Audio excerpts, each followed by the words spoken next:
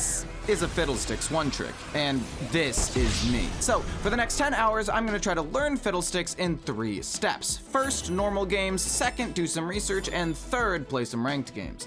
I'm doing this because I'm trying to learn every champion so one day I can make the greatest Viego video ever. So what runes and build should you go on Fiddlesticks? Well, the main rune page I used was First Strike. The extra gold you get and the damage you deal when you ult is very relevant, but it's not your only option. You can also go Electrocute, which does way more damage early game but falls off hard later. For your build, there are really just 2 variations. First is Hextech Protobelt and Leandre's into just AP.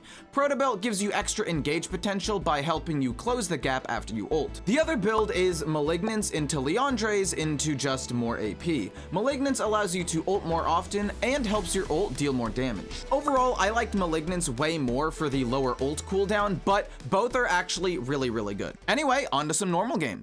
My first game started off with a huge 3v4 in the bot lane. Considering this was my first game ever on Fiddlesticks, I was already pretty nervous, but this was a full team fight in the first 4 minutes I had playing Fiddlesticks. I kind of blacked out a little bit, but I guess we won the fight. And things kept going well after my first big ultimate. Sure, it was only against 2 people, but it was a flawless double kill over the wall. And even though this was just my first game, I can say very confidently that hitting a big Fiddlesticks ultimate is one of the greatest feelings in League of Legends. Even though I needed the rest of my team to follow up, most of this damage was mine. I mean, holy fuck, this feels amazing. I played around vision perfectly here and got a 4-man fear and turned this losing fight into a massive win and Baron. That was a pretty sick ult though. But after my first game, which was probably beginner's luck, the deaths started to pile up.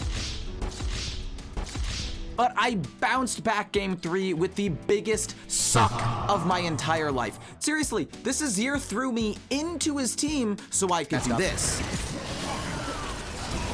A little later, I got another great ult diving the enemy bot lane, and after that, it was kind of just over. Yeah, the enemy team surrendered at 15 minutes. But unless I had an amazing first gank like in games 1 and 3, I actually struggled a lot with Fiddlesticks early game. He has no mobility or dueling potential, so it always just felt like I was at the mercy of the enemy team early game. Like, here we are behind our tower in our own jungle, and I'm just completely powerless to do anything. Eventually, it got to the point where I couldn't even walk into my jungle without instantly dying. But it's okay. Hopefully, I was just getting my worst games out of the way. After these games, I realized Fiddlesticks is super weird. So I did some research on YouTube, and here's what I found. 1. So the first tip is the Fiddlesticks fast clear, and this tip is so important that the 2 ranked games I didn't do it went so horribly that I didn't include them in the video, and I went into the practice tool until I could do this more consistently. So first you want to start W and you want to hit the raptors, then hit the big raptor 3 times. Basically this will then have its cooldown done, W again, and then kite this towards the red buff. You want this to be in the 200s of HP, so that way it doesn't accidentally reset. Even then it's still going to be close. A lot of this is close. Auto attack red once, run as close to this wall as you possibly can, E, W, and then smite. Before the little one goes out of vision, I want you to auto attack it, auto attack this, and then mash the W so it goes as quickly as possible. It's gonna be close, but you should get the timing down. 2. Another cool Fiddlesticks mechanic is you can buffer your fear passive with your ult. So let's say I want to fear this target back here. Obviously they're out of range of my ult, but if during your ult's channel you spam the E button, the E will also fear that target because you cast it while out of vision. You can also buffer it with your flash W, but it is a lot harder. Obviously this target's way out of range, you press your ult, you flash W, and you're still able to fear this target by buffering your flash and W. 3. You don't always need to fear with your ult. Sometimes it's just better to use it for the damage. Don't get me wrong, the fear is amazing, but don't let it get in the way of you having a really big team fight. And 4, vision control is super important. Make sure you're always placing your effigies and buying pink wards. You may think that it's for Fiddlesticks' fear passive to control vision, but that's not the only thing. You're also very squishy and immobile, so you need to control vision so you don't get caught out. And with that, on to some ranked games. Yeah, my first ranked game did not go very well. I would just see these angles where I wanted to ult and it looked so good just to immediately die and do nothing. And I was quickly realizing how unique of a champion Fiddlesticks is. Like I said earlier, he is just nothing like any of the other junglers I've played so far. And the frustration was definitely starting to build up.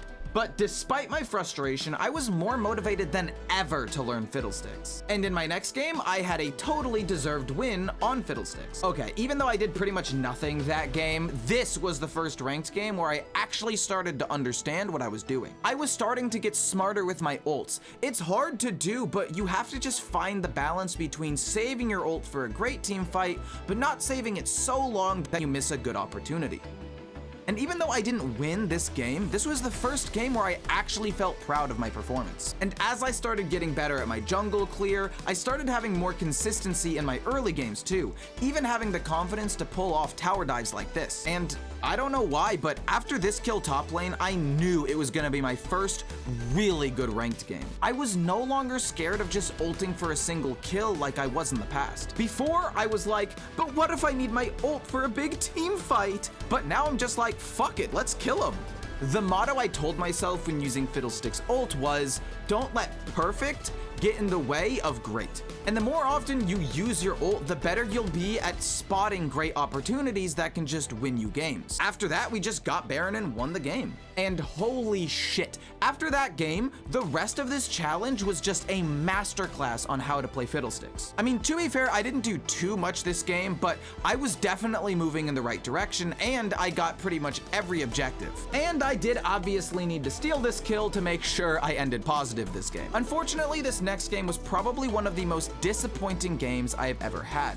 It started with an amazing triple kill, even though I accidentally walked out of the bush before I ulted, but right away I was off to a great start. A summoner has disconnected.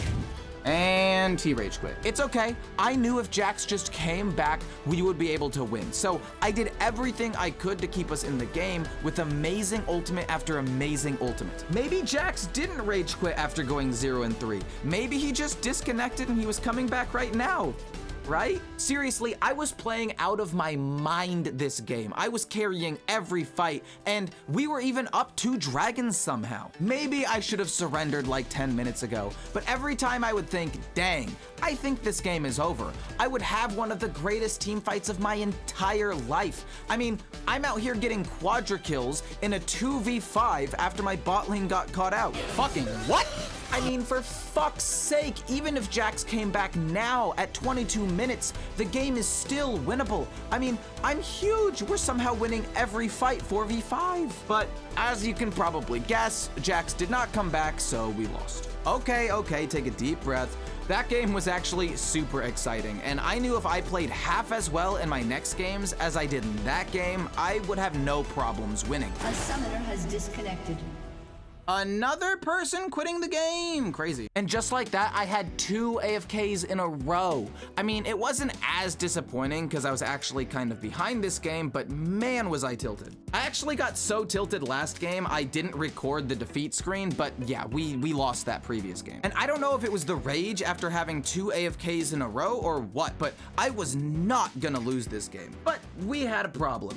Even though we did really well early game, the enemy Kayle was starting to scale. And even fights that were going pretty well would quickly turn into losing fights if Kayle showed up. But when it came down to the final fight, it was our super fed Katarina who won us the game. My ult did a pretty good amount of damage and Garen killed their frontline, but Katarina killing the Ashe and Kayle is what really won us the game. Good shit, Katarina. My next game got off to a great start too. But despite the early losses, I was feeling way more confident on Fiddlesticks, and I was just now starting to understand how strong his W is after winning this 1v2. Also, I know I said this before, but every time I ult and hit more than one person, it is so satisfying. I mean, even if I wasn't getting the fear off, sometimes just ulting for damage was good enough. I mean, it is a lot of damage. But anyway, fast forward a little bit and the enemy team got Baron and Elder Dragon after catching out our bot lane. We lost all 3 inhibs, Ahri cancelled my ult with her charm,